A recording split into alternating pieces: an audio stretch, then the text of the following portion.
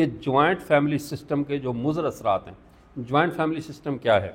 گھر میں خاندان کا مل کر رہنا، اکٹھے رہنا، تو یہ جوائنٹ فیملی سسٹم کہلواتا ہے، یعنی کہ مل جل کر رہنا.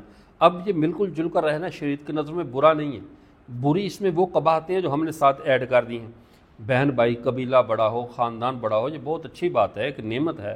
بڑا خاندان ہونا ایک اللہ کی نعمت ہوتی ہے. کم خاندان بڑی مصیبت ہوتی ہے، بندہ کئی مسائل کو ہینڈل نہیں کر سکتا تنہا. تو قبیلے کا اپنا ایک روب ہوتا ہے، دبدبہ، اور بہت سارے مسائل میں بندے کے لیے ایک دوسرے کے معاون بھی ہوتے ہیں. لیکن اس سسٹم کے فائدوں کے ساتھ ساتھ نقصانات بھی ہیں. نقصانات کیا ہیں؟ پہلا نقصان، جب ایک ہی گھر میں بھائی بہنیں سب رہ رہے ہیں، بھابیاں بھی رہ رہی ہیں، تو دیور جیٹھ سے پردہ کرنا ان کے لیے مشکل ہو جاتا ہے، اور جن سے بے پردگی حرام ہے ان سے بھی ایسے ہی پردہ. اور حدیث میں آتا ہے، جب پوچھا گیا رسول اللہ دیور سے ہی پردہ ہے، فرمایا وہ تو موت ہے، وہ آگ ہے، اور موت مختلف الفاظ ہیں. کس طرح 24 گھنٹے گھر پہ رہنا ہے، اس سے بے پردگی تو بہت بڑا جرم ہے. ایک تو باہر جا کر تو عورت آٹومیٹک خود ہی پردہ کرتی ہے، لیکن گھر میں رہتے ہوئے دیور جیٹھ سے پردہ کرنا یہ مشکل ہوتا ہے، اور یہ سب سے بڑا فتنہ ہے. تو یہ پردہ کرنا، یہ جوائنٹ فیملی سسٹم میں یہ چیز ہوتی ہے. دوسری بات، ان کی بھائیوں کی اولادیں باہم نامحرم ہوتی ہیں. جب باہم نامحرم ہے، جیسے جیسے بڑی ہوں گی تو وہ نامحرم ہے. اس نامحرمیت کا نقصان یہ ہے کہ ہم اس پہ توجہ نہیں کرتے، کوئی نہیں، چچا کی بیٹی ہے، ماموں کی، خالہ کی بیٹی، پھپھو کی بیٹی.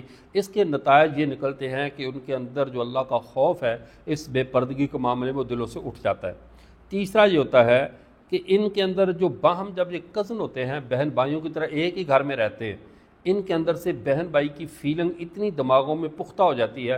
کل جب بڑے ہوتے ہیں پھر رشتے بھی آپس میں بیٹھ کر بڑے طے کر دیتے ہیں. بڑے بھائی کو کہتے ہیں بھی تیرے بیٹے کی شادی وہ میری چھوٹی بیٹی کے ساتھ ہوگی، میرے بیٹے کی شادی تیری بیٹی کے ساتھ ہوگی. اب رشتے طے کر دیے، اور اب ان سب کے دماغوں میں ایک گھر میں رہنے کی وجہ سے ایک ہی بات بیٹھی ہوئی ہے کہ ہم بہن بھائی ہیں. جب یہ اس فیلنگ کے ساتھ کزن میرج کرتے ہیں تو پھر اس کا کیا نتیجہ نکلتا ہے؟ اب اشارہ سمجھنے کے لیے کافی ہے کہ وہ جو میاں بیوی والے جذبات ہیں وہ پیدا ہی نہیں ہوتے ان کے درمیان. اس سرد جذبات کے ساتھ اولادیں معذور ہوتی ہیں. اور مولانا اشرف علی تھانوی رحمۃ اللہ علیہ نے، صرف ڈاکٹروں کی بات نہیں ہے جو ڈاکٹر کزن میرج پہ روکتے ہیں، یہ کوئی شرعن تو جائز ہیں یہ رشتے، لیکن جب فیملی جوائنٹ فیملی سسٹم میں اکٹھے رہتے ہوئے کزن میرج کی جاتی ہے تو پھر جو حادثات ہوتے ہیں، بچے معذور پیدا ہوتے ہیں.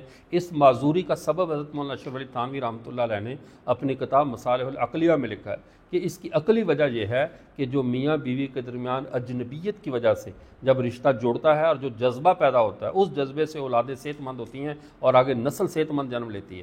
لیکن جب بھائی بہن کا ایک دماغ میں تاثر کئی سالوں سے قائم ہو، پھر آپ ان کو رشتہ ازدواج میں منسلک کر دیتے ہیں، تو اس کے نقصانات جو ہیں وہ اولاد کے آگے نسلوں کی بیماریوں کی شکل میں نکلتے ہیں. تو اس چیز کا یہ جوائنٹ فیملی سسٹم کا بڑا نقصان ہے. چوتھی بات، جب اکٹھے رہتے ہیں تو جو کمانے والا بیٹا ہوتا ہے وہ کولو کا بیل بن جاتا ہے، وہ ہر وقت کماتا رہتا ہے. اور جو فارغ رہتے ہیں ان سے جب بھی پوچھو کیا کام کرتے ہیں، کہتے ہیں بڑے بھائی سعودیہ ہوتے ہیں. یہ کون سا کام ہے جو آپ کر رہے ہیں؟ اچھا وہ فلاں بڑے بھائی کی ماشاءاللہ دکانیں ہیں، وہ اب خرچہ وہ بھیجتا رہتا ہے، چھوٹے پلتے رہتے ہیں. پلنے کے بعد جب خود کمانے کے قابل ہوتے ہیں تو بڑے کی اولاد جوان ہو تو اس کے لیے بچتا ہی کچھ نہیں. تو بچوں کو اپنے قدموں پہ کھڑا کرنے کا آسان طریقہ یہ ہے، شادی کرتے جاؤ الگ کرتے جاؤ، شادی کرتے جاؤ الگ کرتے جاؤ، تاکہ شروع سے اپنا کمائیں، اپنے قدموں پہ کھڑے ہوں. جو کمائیں اپنی اولاد کے لیے ہو، جو ہو اپنی اولاد کے لیے ہو. پھر جب وہ سارے اپنا اپنا بنانے کے عادی ہوں گے تو والدین کے جانے کے بعد جو وراثت ہوگی وہ ان کے لیے اضافی بونس ہوگا، وہ ان کے لیے ایک کمیٹی نکلے گی، جو بھی مال ہوگا ملے گا. لیکن اگر ساری وراثت پر ان کو چھوڑ کر جاؤ گے تو پھر لڑ لڑ کر مریں گے کہ مجھے زیادہ ملے مجھے، کیونکہ وہ ان کی زندگی کے لیے سب کچھ وہی ہوگا جو وراثت سے ملا ہے. تو اگر وہ اپنا اپنا کما کر پہلے ہی اپنے قدموں پہ سٹیبل کھڑے ہوں گے تو وراثت میں جتنا بھی ملے گا اس پہ اللہ کا شکر ادا کریں گے. لیکن اگر دیے ہی کچھ نہیں، اسی مکان میں چھوڑ دیا تو بعد میں لڑیں گے. چھٹی بات یہ ہے کہ پانچویں بات، تقسیم وراثت کے وقت بھی ہنگامہ نہیں ہوگا. جوائنٹ فیملی سسٹم جب نہیں ہوگا، اب بڑا بھائی یہ نہیں کہے گا میں کماتا رہا ہوں میری کمائی سے سارے مکان بنے. جب سب نے اپنے اپنے بنائے ہیں تو وہ جھگڑا نہیں ہوگا. اجتماعی جگہ پہ بعد میں جھگڑا ہوگا کہ میں نے اس گھر میں دروازے لگوائے، وہ کہے گا میں نے کھڑکیاں بنوائیں، تو پھر آپس میں لڑیں گے. چھٹی بات یہ ہے کہ سب کی بیگمات کا مزاج مختلف ہوتا ہے. جب سب کے بیگمات کا مزاج مختلف ہے اور ایک ہی گھر میں جمع ہو جائیں گی تو آپس میں لڑتی رہیں گی اور بھائیوں کو لڑائیں گی اور آپس میں خاندان ہمیشہ کے لیے ٹوٹ جائے گا. اس خاندان کو ٹوٹنے سے بچانے کے لیے ہے کہ جیسے جیسے شادی ہو ان کو الگ الگ سپریٹ رہائش دی جائے تاکہ ان کے مزاجوں کی جو تلخیاں ہیں وہ آپس میں نہ ٹکرائیں، بھائیوں کو نہ لڑائیں، اور وہ آگے جا کر جو ہے وہ ساس سسر کی بھی عزت کریں. اب جب 3-4 بچے ہیں، ساس صاحبہ یا سسر صاحب جس کے گھر میں بھی جائیں گے وہ عزت کریں گے. لیکن جب ایک ہی گھر میں کھچڑی پکتی رہے گی تو پھر وہ عزت باقی نہیں رہے گی. اچھا، ساتواں نقصان یہ ہے کہ خامد اپنی بیوی کے لیے کوئی گفٹ نہیں لا سکتا۔ اجتماعی گھر میں کیسے لائے گا تو سارے گھر میں طوفان بدتمیزی برپا ہو جائے گا کہ وہ لایا ہے تم کیوں نہیں لائے، یا اجتماعی پیسوں سے وہ کیوں لایا ہے۔ جو میاں بیوی کے آپس کے سمجھنے کے، ایک دوسرے کے مزاج کے قریب آنے کے دن ہوتے ہیں، وہ خاندانی پابندیوں کی نظر ہو جاتے ہیں کہ یہ چیز فلاں کے سامنے نہیں لانی، یہ فلاں۔ جوائنٹ فیملی سسٹم ہے تو اگر بیوی بیمار بھی ہو اس کے لیے پھل لانا مشکل ہو جاتا ہے، تو اب اس میں کیا تربیت ہوگی، کیا اس کا فائدہ ہوگا۔ تو یہ وہ نقصانات ہیں۔ اس طرح آٹھواں نقصان یہ ہے کہ کوئی ایک دوسرے کے بچوں کے لیے، یہ میں صرف اختصار سے باتیں صرف اشارہ عرض کر رہا ہوں، باقی تو آپ سب بہتر سمجھتی ہیں اس گھر کو اور اس نظام کو۔ اب بچوں کے لباس کے معاملے میں بھی، اپنے لباس کے معاملے میں بھی وہ آزادی نہیں رہتی، وہ ماحول ختم ہو جاتا ہے کہ آپ نے اپنے بچوں کی کیسے تربیت کریں، ان کو لباس کیسے دینا ہے، وہی دینا ہوگا جو سارے بھائی گھر میں دے رہے ہیں۔ بیوی کو بھی وہی لباس پہننا ہوگا جو سب کی بیویاں پہن رہی ہیں۔ تو اگر ایک بھائی زیادہ کما رہا ہے تو وہ اپنے بچوں پہ اچھا خرچ نہیں کر سکتا، اور جو کم کما رہا ہے وہ آٹومیٹک مزے کرتا رہتا ہے کہ سب کا مشترکہ ہی آنا ہے، کوئی اس میں مسئلہ نہیں ہے۔ تو اس چیز کی طرف یہ نقصانات ہیں۔ نواں نقصان یہ ہے کہ انفرادی عبادت کے لیے وقت نہیں بچتا۔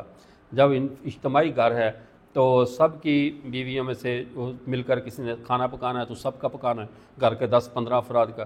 اب وہ برتن دھونے، صفائی میں مشغول، نہ اب تہجد کا وقت ملے، تھکی سو گئی، نہ اسے قرآن پاک کی تلاوت کا، نہ دین سیکھنے کا۔ تو جتنا گھر چھوٹا ہوگا اور وہ مختصر فیملی ہوگی الگ الگ ہونے کی وجہ سے، تو اپنے ذمہ داریاں ادا کرنے کے بعد، گھریلو ڈیوٹی ادا کرنے کے بعد وہ اللہ کی ڈیوٹی میں منہمک ہو جائے گی، اللہ کی بندگی کر سکے گی۔ اور 10ویں چیز یہ ہوگی فائدہ کہ جب گھریلو اجتماعی نظم نہیں ہوگا تو چغل خوری کا ماحول بھی نہیں ہوگا۔ عورتیں جب اکٹھی بیٹھیں گی نہیں، کوئی ایسا ماحول نہیں ہوگا تو غیبت بھی نہیں ہوگی۔ جب غیبت نہیں ہوگی تو بہت سارے مفاسد دب جائیں گے۔ جب اکٹھی بیٹھیں گی، وہ 2 بھابیاں اکٹھی بیٹھ گئیں تو اب نند کو ٹینشن ہو گئی، نند کے ساتھ بیٹھ گئی تو درانی جٹھانی کیا ہوتے وہ رشتوں کی ضرب تقسیم آپ خود کر لیں۔ تو جو ہے ان کے آپس میں، اگر ایک ساس کے ساتھ بیٹھ گئی تو دوسرے نے کہا دیکھا یہ میرے خلاف کان بھر رہی ہے، تو آپس میں بے یقینی کا اور شک کا ماحول گھر میں ہوتا ہے اور سکون ختم ہو جاتا ہے۔ اور یہ اگر کسی نے اپنے گھر والدین سے فون پہ بات کی تو دوسرے نے ہمیشہ کان سب نے لگا کے رکھنا کہ ہمارے بارے میں تو بات نہیں ہو رہی۔ تو سب کے گھر الگ الگ ہوں، پرسکون زندگی گزاریں۔ آپ صلی اللہ علیہ وسلم تو پوری کائنات کے، یعنی کہ جو کہہ لو کہ وہ بادشاہ تھے، ان سے بڑا کون ہو سکتا ہے۔ ازواج مطہرات کے لیے انہوں نے الگ الگ گھر قائم کیے، سب کچھ الگ الگ رکھا۔ آپ صلی اللہ علیہ وسلم نے 3 چیزیں ہمیشہ سب سے زیادہ اور صاف ستھری اور بہترین رکھی ہیں۔